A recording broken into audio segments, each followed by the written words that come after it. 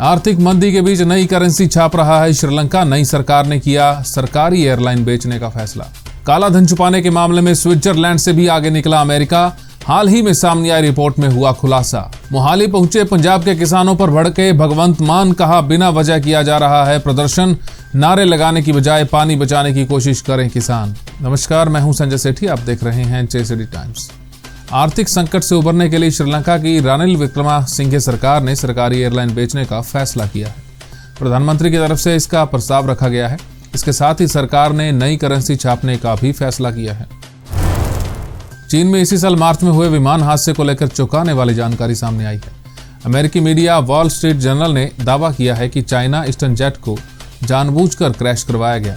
इस हादसे में प्लेन में सवार सभी 123 यात्रियों समेत 9 क्रू मेंबरों की मौत हो गई थी। फिनलैंड और स्वीडन ने नाटो में शामिल होने के लिए आवेदन जमा किए हैं। इससे पहले फिनलैंड की संसद ने सरकार को नाटो में शामिल होने को मंजूरी दी थी। इसे लेकर की गई वोटिंग के दौरान 200 में से 188 सांसदों ने फैसले का सपोर्ट किया है। काले धन को छुपाने के लिए स्विट्जरलैंड दुनिया भर के लोगों के लिए सुरक्षित माना जाता था। हालांकि अब स्विट्जरलैंड नहीं, अमेरिका ज्यादा मददगार बन गया है। एक रिपोर्ट के मुताबिक संपत्ति का मालिकाना हक छिपाने में वित्तीय और कानूनी मदद अमेरिका से बेहतर कहीं नहीं मिलती। पंजाब में आम आदमी पार्टी सरकार के सीएम भगवंत मान किसानों पर भड़क उठे हैं। उन्होंने किसानों से बातचीत तो की, लेकिन चंडीगढ़ मोहाली बॉर्डर पर किसानों के आंदोलन को अनचाहा और अनावश्यक करार दिया है। मान ने कहा कि किसानों के नारे लगाने की बजाय पानी बचाने की कोशिश करनी चाहिए। तमिलनाडु के कल्लाकुरिची जिले में एक 12वीं क्लास के स्टूडेंट ने अपने क्लासमेट की हत्या कर दी। पुलिस ने बताया कि आरोपी के दोस्त स्कूल में उसे चिढ़ाया करते थे क्योंकि वो इंट्रोवर्ट था। साथियों का मजाक से तंग आकर स्टूडेंट ने अपने दोस्तों की जान लेने का प्लान बनाया। बिहार के समस्तीपुर में एक जनसाधारण एक्सप्रेस से अपने घर जा रही एक छात्रा छेड़छाड़ से परेशान होकर चलती ट्रेन से कूद गई। ग्रामीणों को वहां ट्रैक के किनारे गंभीर हालात में मिली थी।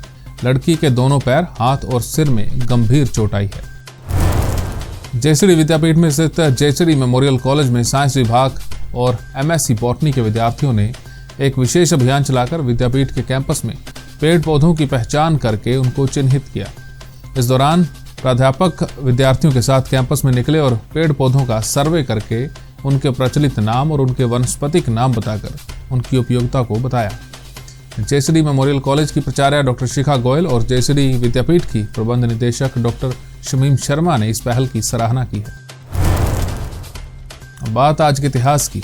आज का दिन भारत के इतिहास का गौरवशाली दिन है। 1974 में आज ही के दिन भारत ने दुनिया के तमाम देशों को चकित कर दिया था। राजस्थान के पोखरण में भारत ने अपना पहला परमाणु परीक्षण किया था। इस ऑपरेशन का नाम रखा गया था स्माइलिंग बुद्धा। भारत से पहले केवल 5 देशों ने ही परमाणु परीक्षण किया था। ये सभी देश संयुक्त राष्ट्र के स्थायी सदस्य थे। इस ऑपरेशन को बुद्ध जैसे शांतिप्रिय व्यक्तित्व का नाम देने के पीछे 2 वजह बताई जा रही थी।